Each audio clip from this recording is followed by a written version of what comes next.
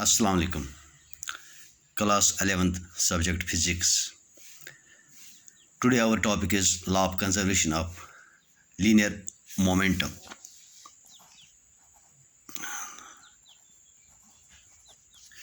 Statement states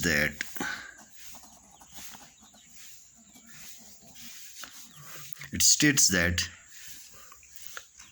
the total states that total linear momentum of the system of many particles in a system having many particles or many bodies remains conserved or constant. That means if we have a system, an isolated system in which we have so many particles of masses m1, m2, m3, etc., then their total linear momentum remains constant. When remains constant, total linear in an isolated system, that is a system which is free from external interferences or external forces. Now let us consider particles mass m1 and mass m2 having velocities v1 and v2, may be moving in a straight line or interacting each other. They may collide with each other, or they may interact like attracting, having attraction between the two or repulsion between the two. Now what is the, let at any time t, momentum of particle first of mass m1 is equal, its mass m1 at that time, let it is moving with velocity v1, this is v1, so its momentum is m1 v1, and momentum of particle p2, this is equal to its mass m2 and velocity at that instant v2 vector. What is the total momentum? Total momentum p, that is called sum of the momenta of individual particles. P is equal to m1 v1 vector plus m2 v2 vector. Differentiate with respect to time, we get dp vector by dt is equal to d by dt of m1 v1 vector plus d by dt of m2 v2 vector or dp vector by dt is equal to here this m1 is constant, m1 will remain here dv1 vector by dt plus m2 common निकाल लीजिए, ये क्योंकि ये constant है, dv2 vector by dt और dp vector divided by dt is equal to, this is m1, this is dv1 vector by dt, the rate of change of velocity of first particle with respect to time, that is called acceleration, a1 vector, and this is m2, this is rate of change of velocity of second particle, that is also acceleration, that is a2. But by Newton's second law, F is equal to mass into acceleration, so therefore this dp vector by dt vector is equal to, this is F1 force acting on particle first and this is F2 force acting on particle second. Now we'll see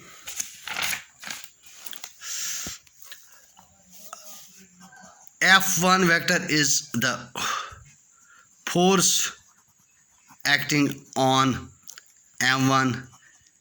F2 is equal to force acting on M2. See here, F1 is a force acting on M1. There are two types of forces acting on the particle F1. One is the external force, maybe external force, and another will be the interaction with the internally within the system with the second particle. As per Newton's third law, this particle if this particle exerts a force, certain force, for instance say a force of 1 Newton on particle M2, then M2 will also exert a force of 1 Newton, in that means equal force on this first particle, but in opposite direction. So F1 is actually F1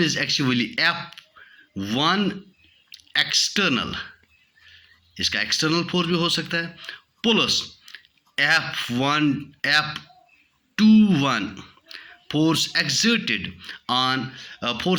by particle 2 on particle first, and same is the case F2 vector, that is equal to, see here, F2 vector, it may be acted upon by some external force F2, and it may be exerted by a force of F1 by particle first, that is internal force. So here once again F2 external, जो बाहर से इस पर force act होगा, F2 external plus F12.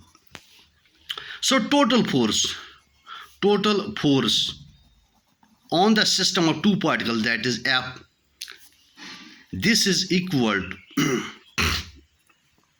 F1 force on first particle F2, but F1 is actually F1 external plus F21, and F2 is actually F2 external plus F12. F21 and F12, they are the internal forces, they act on the particles each other having same magnitude but in opposite direction. They will cancel out, we are only left with F1 external plus F2 external. That is total force acting on the particle, which is F external. Now this C last equation, this is F1 plus F2, this is F external, total force. So the equation will become dP vector by dt, that is equal to in total F external. But now if F external is equal to 0, that means the system of two particles is an isolated system, that is when no forces act on the system externally. Then what will happen? dP vector by dt vector, dt is equal to, in place of F external, this is 0. What does this mean? This means rate of change of momentum is equal to 0. That is, change in the momentum with time is 0. That is, change in the momentum with time is constant. That means whatsoever is the momentum of the two particles, it will not change with the passage of time. And also mathematically, the rate of change of a quantity is 0. That means that quantity is constant. This means this momentum P is constant. So whenever there is no external force acting on the system, then the total linear momentum is conserved or remains constant. Now there are so many consequences of this. We have certain examples, for instance, recoil of a gun, how we can find the velocity of a gun, explosion of a bomb, related to this law of conservation of linear momentum. That will do in the next lecture. Thanks.